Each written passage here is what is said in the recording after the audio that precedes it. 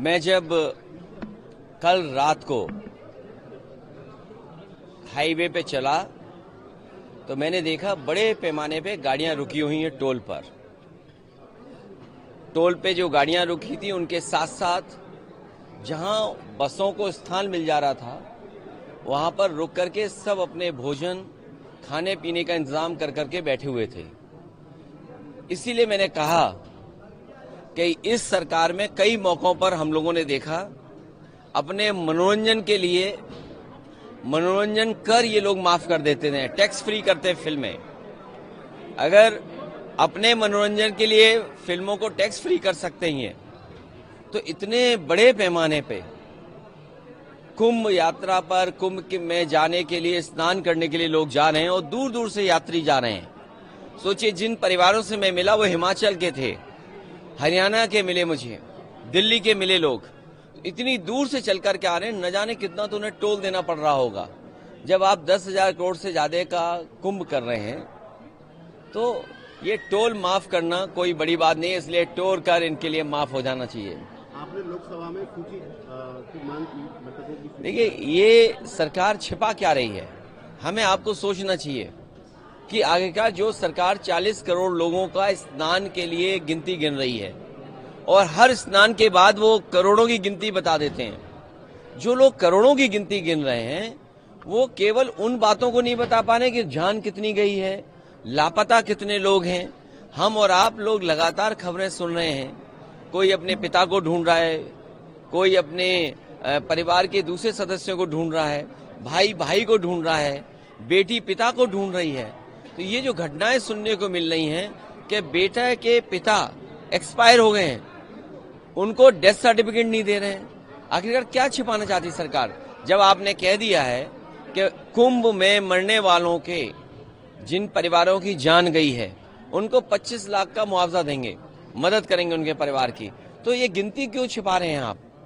ये गिनती इसलिए छिपा रहे हैं क्योंकि उनको मुआवजा न देना पड़े।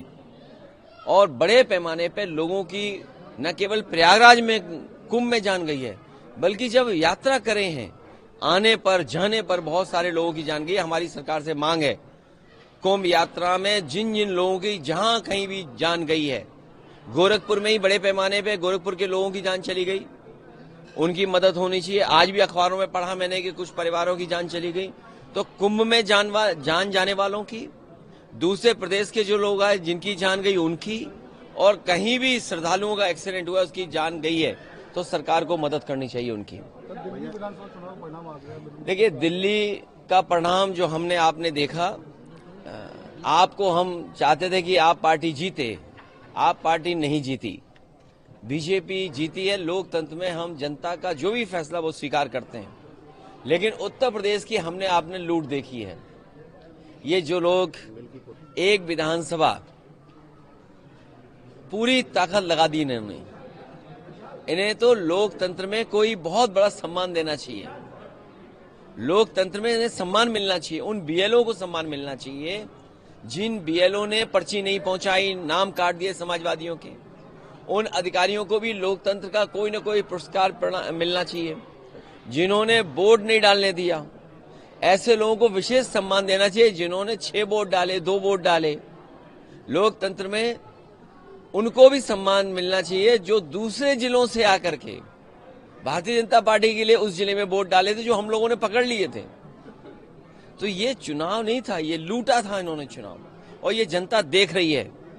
ये पीडीए के लोग, पीडीए समाज के तमाम मतदाता देख रहे हैं कि उनके साथ क्या भेदभाव हो रहा है। जो लोग मिल्कीपुर जीत करके कोई संदेश देना चाहते हैं, अयोध्या की हार मिल्कीपुर की जीत बराबर नहीं कर सकती है। अयोध्या की हार हमेशा हमेशा के लिए अयोध्या की हार रहेगी, वो बदला नहीं हो सकता मिल्कीपुर की जीत। जो लोग ये कह रहे हैं मिल्कीपुर जीत करके बदला ले लिया, अयोध्या का बदला कोई नहीं हो सकता। अयोध्या की जनता ने अयोध्या में जिताया था, ये चुनाव भी जीत जाते, लेकिन इन्होंने बड़े पैमाने पे बेईमानी की है। एक में जीत सकते हो, लेकिन इस तरह की जो काम किया है वो 403 में आपकी 420 ही नहीं चलने वाली आने वाले समय में। चुनाव आयोग पता नहीं जग रहा है, सो रहा है, कहाँ चला गया। इसकी चिंता हमें और आपको दोनों को मिलकर करनी चाहिए।